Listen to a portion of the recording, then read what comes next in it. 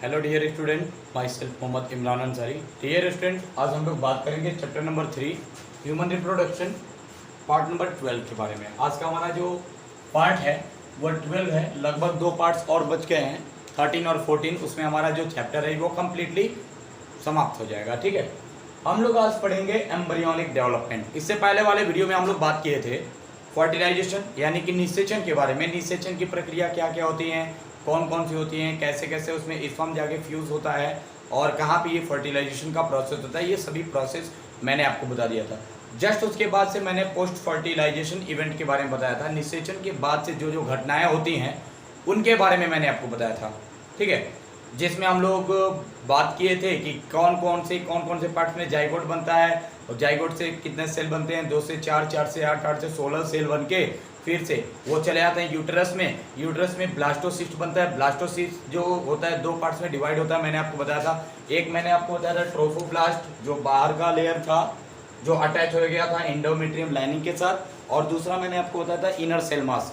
तो ट्रोफोब्लास्ट जो होता है जैसे ही अटैच होता है, इसके बाहर का जो जोना पेलुसिडा होता है वो लेयर पूरी तरह से ब्रेक हो जाता था। ठीक है, ब्रेक होने के बाद से इनर सेल मास धीरे धीरे एम्बेडेड हो जा रहा था by the process of implantation, मतलब कि प्रत्यारोपण या अंतरोपण प्रक्रिया के द्वारा ये अंदर की ओर धस जा रहा था। और उसके बाद से धीरे धीरे 3 जर्मिनल लेयर बना, आपको ये भी मैंने बताया था, एक्टोडर्म, मेसोडर्म और एंडोडर्म। अब उसके बाद से छोटे से एक बच्चे का यानी फीटस का फॉर्मेशन कैसे कैसे होता है, इसके कौन कौन से भाग होते हैं, किसे किसे मिलकर ये बना होता है। अब आइए हम लोग इसके बारे में बात करते हैं।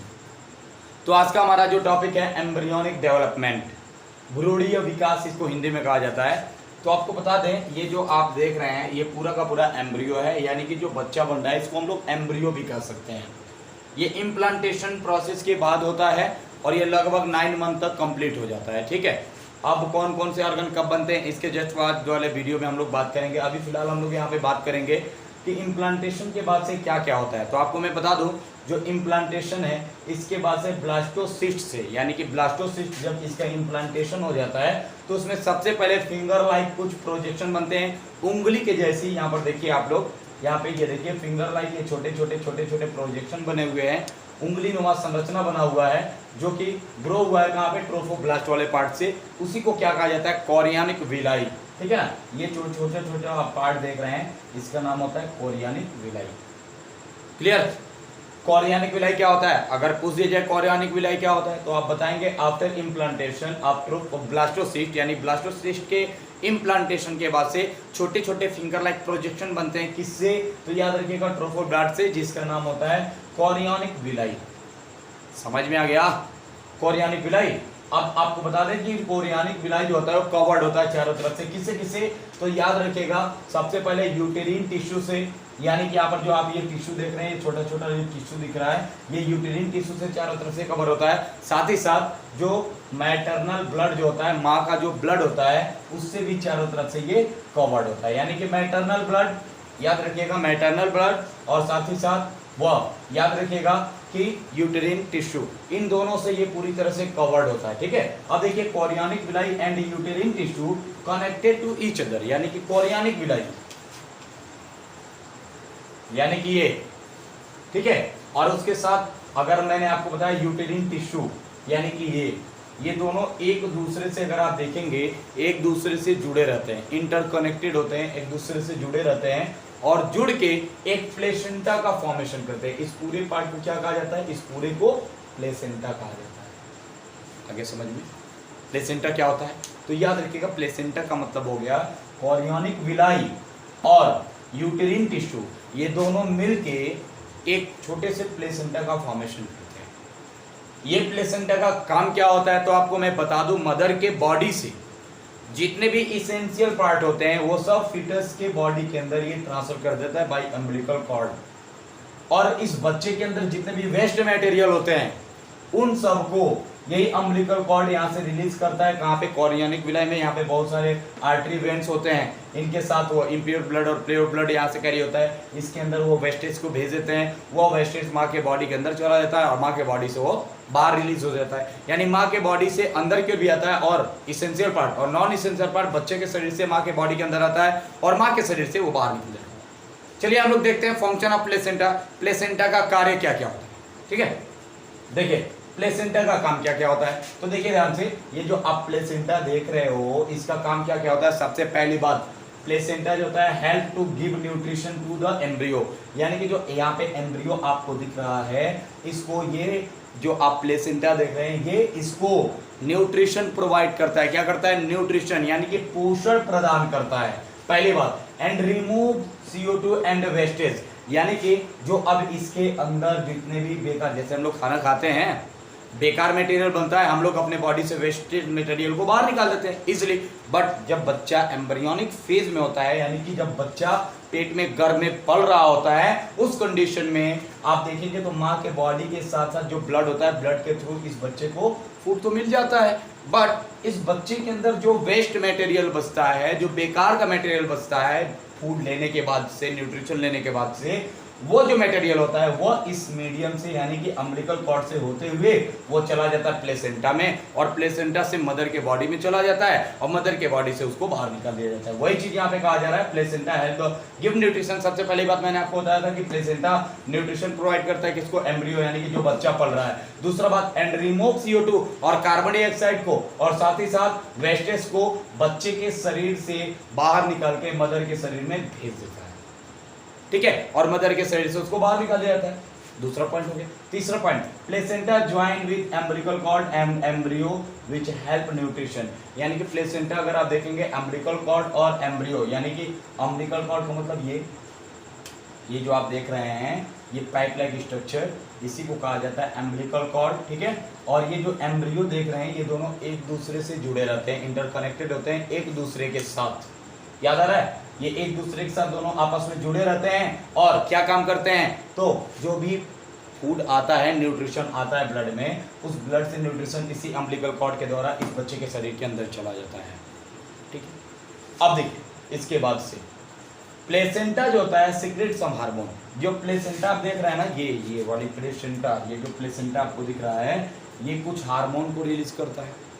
कौन कौन से हार्मोन होते हैं देख लीजिए, HCG यानी human chorionic gonadotropin hormone, human chorionic यानी कि इस कोरियन वाले पार्ट से human chorionic gonadotropin hormone release होता है। दूसरा HPL human placental lactogen hormone, human placental का मतलब हो गया इस प्लेसेंटा से हार्मोन निकलता है जिसका नाम है ह्यूमन प्लेसेंटा लैक्टोजन हार्मोन, जिसको HPL कहा जाता है, याद रखिएगा। इसके बाद से एस्ट्रोजन भी रिलीज होता है यहीं से, और साथ ही साथ प्रोजेस्टेरॉन, ये सब मिलके क्या करते हैं, प्रेगनेंसी को, यानी कि जो फीमेल प्रेग्नेंट हुई है उस प्रेगनेंसी को ये मेंटेन बनाए रखते हैं, ये सभी के सभी हार्मोन, याद रखिएगा। HCG, HPL, प्रोजेस्टेरॉन, एस्ट्रोजन, ये सभी जो हार्मोन होते हैं ये प्रेगनेंसी को मेंटेन बनाए रखते हैं कि दिक्कत ना हो इस प्रेगनेंसी में, ठीक है। इसके बाद से देखिए आफ्टर प्रेगनेंसी, यानी कि प्रेगनेंसी के बाद ओवरी रिलीज रिलैक्सिन, ओवरी से क्या रिलीज होता है, इस ओवरी से, याद रखिएगा, केवल कब, जब फीमेल प्रेग्नेंट होती है उस टाइम इस ओवरी से रिलैक्सिन हार्मोन रिलीज होता है। कौन सा हार्मोन, रिलैक्सिन हार्मोन, समझ में आ गया। Relaxin, HPL, HCG are secreted only at the time of pregnancy, यानी कि जब फीमेल प्रेग्नेंट होती है तभी ये सभी हार्मोन रिलीज होते हैं, इसको याद रखिएगा। उसके बाद से एक और बात, बहुत ही मोस्ट इंपॉर्टेंट बात मैं आपको बता दूं, IgG इम्यूनोग्लोब्यूलिन जी, एंटीबॉडी जी भी इसको कह सकते हैं। ये जो होता है ये मदर के प्लेसेंटा को और जो बच्चे के प्लेसेंटा जो आपस में इंटरकनेक्टेड होते हैं उसको ये इजीली क्रॉस कर सकता है। क्रॉस करने के बाद से बच्चे के अंदर पैसिव इम्यूनिटी देता है, यानी कि उसके अंदर इम्यून सिस्टम को एक्टिवेट करने में हेल्प करता है। उसके साथ ही साथ जो मदर के अंदर जो भी डिजीज हुआ रहता है या कोई भी कॉन्जेनाइटल डिजीज है या कॉन्जेनाइटल इन्फेक्शन है, उस इन्फेक्शन को भी इस प्लेसेंटा के मीडियम से इजीली पास कर देता है बच्चों के अंदर, ठीक है। यानी माँ को कोई जेनेटिक डिजीज है तो इसी IgG के द्वारा ये इजीली क्रॉस कर देता है प्लेसेंटा के मीडियम से और माँ से बच्चों को हो जाता है। अब यहाँ पे मैं आपको बता दूं कि जो आप ये बच्चा देख रहे हैं इसमें आप देखेंगे जो ये वाला पार्ट आपको दिख रहा है, यानी कि एम्ब्रिकल कॉर्ड, तो ये वाला पार्ट हो गया। प्लेसेंटा वाला पार्ट में अगर आप देखेंगे तो आर्टरी और वेन दोनों होता है। आर्टरी क्या करता है, ये प्योर ब्लड को कैरी करता है, समझ में आ रहा है, और वेन जो होता है इम्प्योर ब्लड को कैरी करता है। आर्टरी से जो ब्लड होता है अंदर की ओर आता है, यानी कि इसमें फूड वगैरह न्यूट्रिशन जितने भी होते हैं सब मदर के ब्लड से इस बच्चे के बॉडी के अंदर आते हैं, और जो बच्चे के अंदर से जो वेस्ट मटेरियल होते हैं वह इस वेन के मीडियम से इजीली वो माँ के बॉडी के अंदर चले जाते हैं और उसके थ्रू बाहर निकल जाते हैं। ठीक है, इस बात को याद रखिएगा। इसके बाद से ध्यान दीजिए, इसमें और भी पार्ट्स होते हैं, जैसे कि मान लीजिए कोरियन हो गया, 4 पार्ट्स होते हैं, एमनियन, कोरियन, एलेंटोइस और यॉर्कसेट। ये चारों के बारे में हम लोग इसके जस्ट बाद वाले वीडियो में बात करेंगे। अभी फिलहाल ये कोरियन देखिए और एमनियन। एमनियन जो आप देख रहे हैं ना, एमनियन ये एमनियोटिक फ्लूइड को बनाता है। एमनियोटिक फ्लूइड क्या काम करता है, इस बच्चे को ड्राई होने से बचाता है, सूखने से बचाता है, एमनियन। ठीक है, और एमनियोटिक फ्लूइड, और एमनियोटिक फ्लूइड का काम क्या होता है, याद रखिएगा, जितना पुराना ये बच्चा होता है उतना ही पुराना ही एमनियोटिक फ्लूइड होता है। एमनियोटिक फ्लूइड से हम लोग इजीली थोड़ा सा एमनियोटिक फ्लूइड को बाहर निकालेंगे, और इस एमनियोटिक फ्लूइड से हम लोग पता कर सकते हैं कि लैब में एक्सपेरिमेंट करके कि ये जो बच्चा पल रहा है वह मेल है या फीमेल है। हम लोग इजीली इसको पता लगा सकते हैं। कब, बिफोर 3 मंथ, याद रखिएगा 3 महीने से, सॉरी बिफोर, ये 3 महीने के बाद, और 3 महीने से पहले तो नहीं, अभी पूरी तरह से ऑर्गन आता है, लेकिन 3 महीने के बाद से हम लोग इजीली पता कर सकते हैं कि वो जो एम्ब्रियो है वो लड़का है या लड़की है। और साथ ही साथ जो कॉन्जेनाइटल डिजीज अभी मैंने आपको बताया है, यानी माँ के शरीर से जो इस बच्चे के अंदर जो भी डिजीज आता है, चाहे हीमोफीलिया हो गया या कलर ब्लाइंडनेस हो गया, जेनेटिक डिजीज, उन सब का भी हम लोग इजीली पता लगा सकते हैं by the process of amniocentesis. कौन सा प्रोसेस होता है,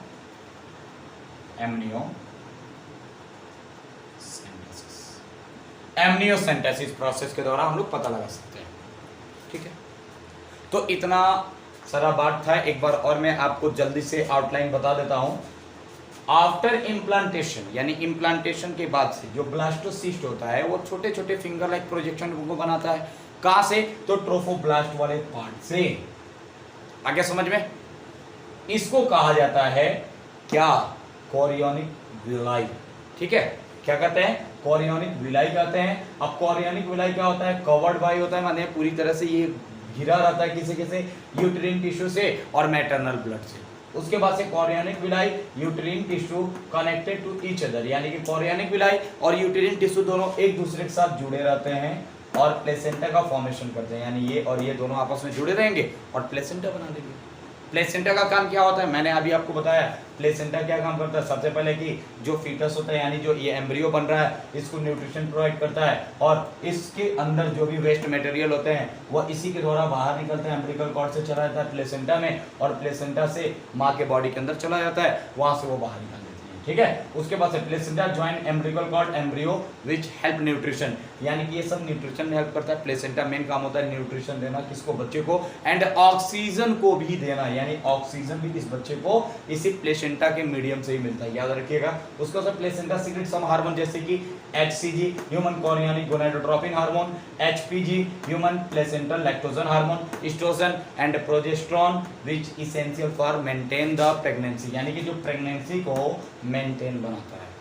ठीक है, इसके बाद से देखिए आफ्टर प्रेगनेंसी, प्रेगनेंसी के बाद से ओवरी से रिलैक्सिन हार्मोन रिलीज होता है। कौन सा हार्मोन, रिलैक्सिन हार्मोन। वो भी कब, eight the time of only pregnancy, केवल प्रेगनेंसी के समय ये हार्मोन रिलीज होता है। कौन कौन सा, और भी देखिए कौन कौन सा प्रेगनेंसी के समय हार्मोन रिलीज होता है, रिलैक्सिन, HPG, HCG, ये सब सीक्रेट होता है कब, only at the time of pregnancy. अब एक और बात आपको मैंने बताया कि IgG जो होता है ये मदर के प्लेसेंटा को इजीली क्रॉस कर सकता है, और क्रॉस करने के बाद से बच्चे के बॉडी के अंदर पैसिव इम्यूनिटी देता है, यानी इम्यून सिस्टम को भी बनाने में हेल्प करता है। दूसरी बात, इसी के द्वारा और भी आप देखेंगे तो कॉन्जेनाइटल डिजीज जो भी मदर के बॉडी के अंदर होता है, वो मदर के बॉडी के अंदर से इस बच्चे के अंदर भी वो डिजीज हो जाता है, क्योंकि ब्लड तो पूरी तरह से जा रहा है ना माँ के शरीर से बच्चे के शरीर के अंदर, तो ब्लड में जो जो इन्फेक्शन होगा इजीली इसके अंदर चला जाएगा। ब्लड के अंदर या माँ के बॉडी के अंदर कोई भी अगर डिजीज है, जेनेटिक डिजीज है, तो इजीली इस बच्चे के अंदर जा सकता है। ठीक है, और मैंने आपको बताया था कि इसमें 4 लेयर होते हैं, कोरियन, एमनियन, एलेंटोइस एंड यॉर्कसेट। चारों के बारे में हम लोग इसके बाद वाले वीडियो में बात करेंगे। अभी फिलहाल एमनियन एमनियोटिक फ्लूइड का फॉर्मेशन करता है जो बच्चे को सूखने से बचाता है। दूसरी बात, इस एमनियोटिक फ्लूइड को हम लोग बाहर निकाल के ये पता कर सकते हैं कि ये बच्चा जो पल रहा है ये मेल है या फीमेल, और साथ ही साथ हम लोग इसके अंदर कौन कौन से जेनेटिक डिजीज है इसका भी पता लगा सकते हैं by the process of amniocentesis. आज के लिए बच्चों इतना ही रहने देते हैं। उम्मीद करते हैं कि आपको ये बात समझ में आ गया होगा। मेरा इससे कुछ क्वेश्चन है, आप लोग बताइएगा जरूर। प्रेगनेंसी के टाइम में कौन कौन से हार्मोन रिलीज होते हैं? दूसरी बात, फर्टिलाइजेशन से मैं पूछ रहा हूँ, फर्टिलाइजेशन कहाँ पर कंफर्म होता है, फर्टिलाइजेशन कहाँ पर होता है, और इम्प्लांटेशन का प्रोसेस कहाँ पर होता है? ये 3 क्वेश्चन का आंसर आप लोग जरूर दीजिएगा। आज के लिए इतना ही। Thank you for watching this video.